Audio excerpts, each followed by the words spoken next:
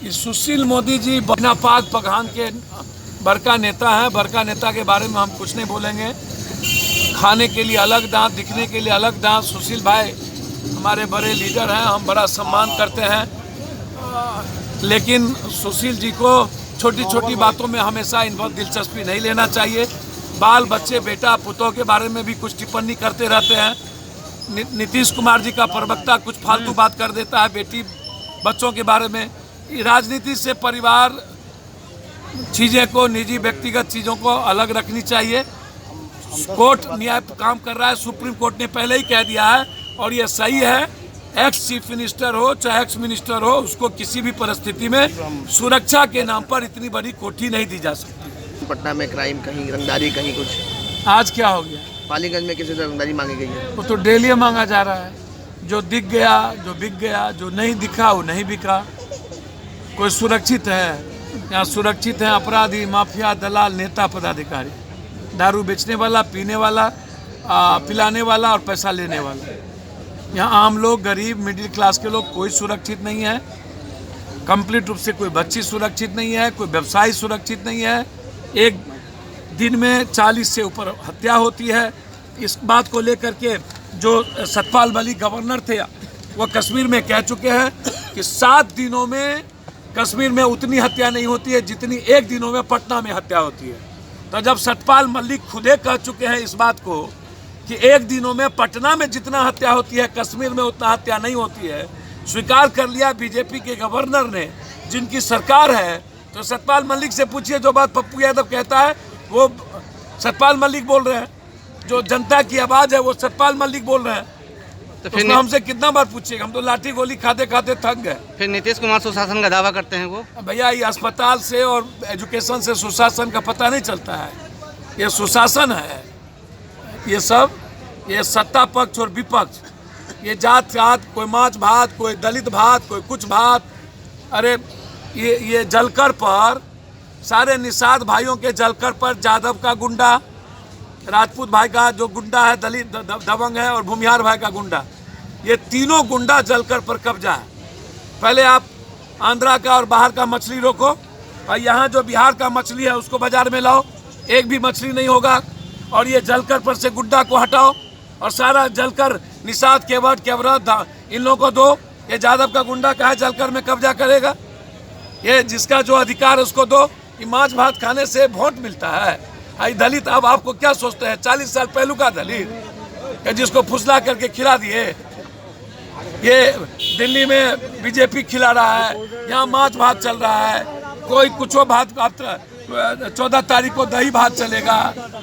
जैसन जनता वैसन राजा, वैसन प्रजा, जैसन प्रजा वैसन राजा। उसमें हम अकेले क्या करेंगे? इन 70 साल के नेताओं को फिनिश्ड होने की जरूरत है।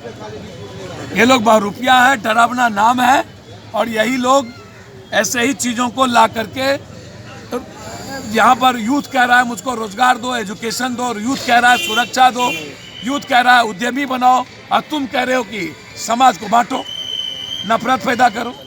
है वो पास हो गया। आप किस रूप से देखते हैं इसको? देखिए, मैं हमेशा पक्ष में रहा हूँ कि हर जाति, धर्म, मजहब के गरीब व्यक्ति को, गरीब परिवार को समान अवसर भी मिले, विशेष अवसर भी मिले। लेकिन गरीबी रेखा का मतलब क्या? 8,64,000 तनख्वाह, 5 एकड़ जमीन, और जो 65% OBC हो गया तो उसको तो आप 54% कीजिएगा ना, और ST SC को बढ़ाइएगा ना 4% अधिक। आप जनगणना, जनसंख्या को लाते नहीं, रोजगार आपके पास है नहीं। 42,000 करोड़ रुपया बाहर में एजुकेशन पर खर्च होता है भारत का। बाहर में 1,72 लाख नौकरी चली गई भारत से। नौकरी के लिए आपके पास कोई वे नहीं है। और आपने तो अब ऐसा कर दिया 40%। अब तो उसको जो बैकलॉग मिलता था वो भी नहीं मिलेगा। अब तो ST SC को बैकलॉग मिलेगा। अब तो 10% में, अब तो जो आरक्षण है 49.5% था, तो अब वो बढ़ के 59% हो गया। तो अब तो 40% जो ऊंची जात के जीनियस लड़के लड़कियां हैं वो तो गए। और जो ST SC OBC का जो बैकलॉग होता था उस पर सामान में भर देते थे, अब तो अब भर नहीं सकते हैं। अब तो ST SC और OBC को ही देना पड़ेगा। तो अब तो जान के दुश्मन निकल गए। क्या लगता है चुनावी जुमला है?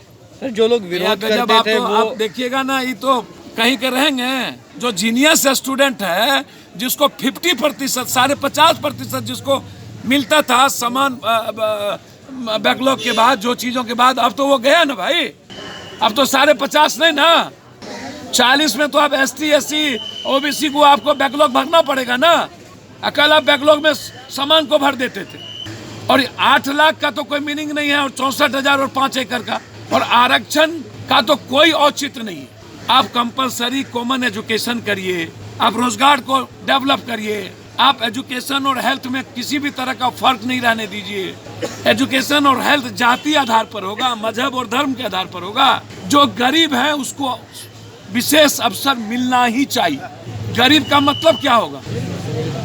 मतलब टैक्स 2.5 लाख का पर, सामने देखिए पप्पू ये, और गरीबी रेखा 8 लाख पर है, तो टैक्स का क्या कीजिएगा? आप पक्ष में हैं?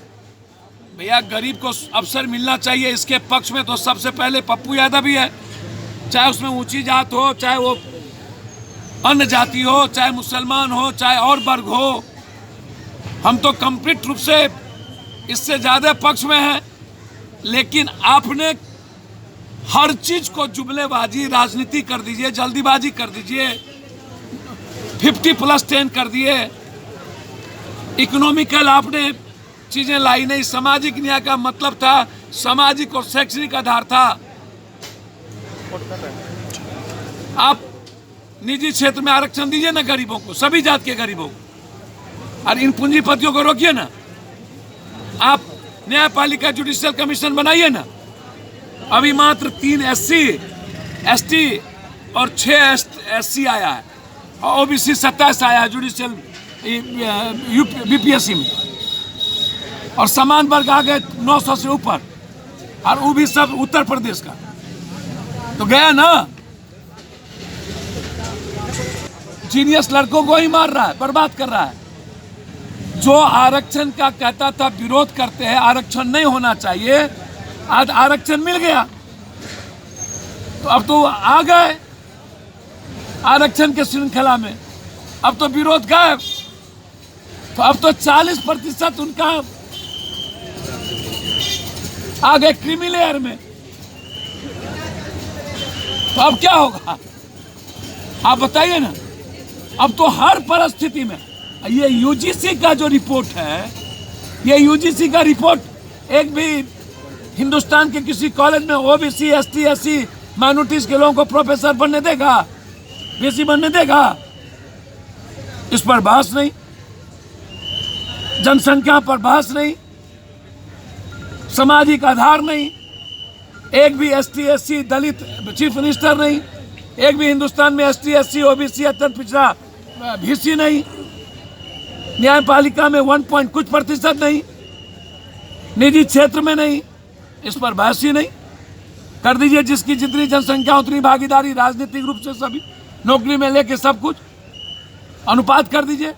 2021 में जब जनगणना आएगा OBC 65% होगा, तब कितना आरक्षण दीजिएगा? हम तो 100% गरीब के पक्ष में है, लेकिन आप तो बर्बाद कर दिए ऊंची जात के जीनियस लड़के को। अब तो वो आ गया 40% क्रीमी लेयर में। नरेंद्र मोदी जी, इसके पहले नरसिम्हा राव, कांग्रेस ने लाया राजस्थान में, हरियाणा में, तो रोजगार 1,72,00,000 कम कर रहे हैं। एजुकेशन का मतलब नहीं है, और जीनियस लड़कों को क्रीमी लेयर करके जो 50% मिलता था ऊंची जात को बैकलॉग में, वो भी समाप्त कर दिया। अब आपको एक भी बैकलॉग नहीं भर सकते, ST SC OBC के लड़कों को ही देना पड़े। देखने को मिला यहाँ पे ये लगातार आपके सेवक, आपके द्वार जो कार्यक्रम, ये अस्पताल, ये जो मेडिकल सिस्टम है इंडिया का, दुनिया का सबसे करप्ट सिस्टम है। न दवाई है, न जांच है, दवाई बाहर से मंगाए जाते हैं। ये नीतीश कुमार जी की सरकार का ये सबसे बड़ा जीता जागता उदाहरण है। PMCH में कोई सुविधा ही सरकार की तरफ से नहीं, पैसा ही नहीं दिया जाता है। बस महल खड़ा है और उसके नाम पर ना आपको यहाँ पर बेड है, ना सफाई सुथरा है, ना स्ट्रेचर है, ना एम्बुलेंस है, ना दवाई है। जांच में 15 दिन तक बाहर में पेशेंट होते हैं, आर्थिक अभाव के चलते दिक्कत होती है।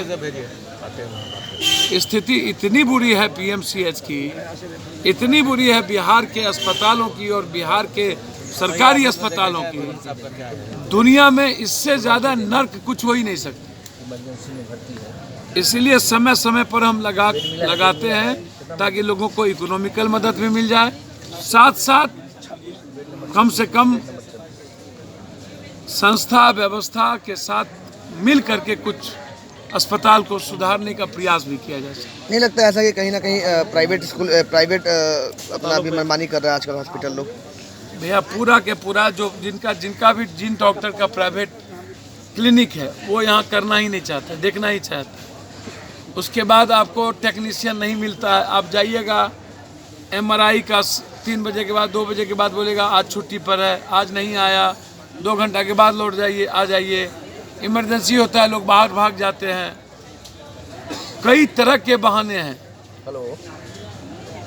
स्थिति विदारक है। सरकार की तरफ से दिलचस्पी नहीं है, फंडिंग नहीं है, दवाई नहीं है, जांच नहीं है। स्थिति काफ़ी, आम लोग परेशान हैं। इसीलिए हमें आपका सेवक आपके द्वार कार्यक्रम लगा करके डायरेक्ट आम लोग, हमारे साथ डिप्टी सुप्रिटेंडेंट साहब हैं, सारे लोग, और हम लोग मिल करके काम करते हैं। लेकिन इनके पास कुछ होगा तब ना, गवर्नमेंट के द्वारा कुछ होता ही नहीं। ये परिस्थितियाँ हैं।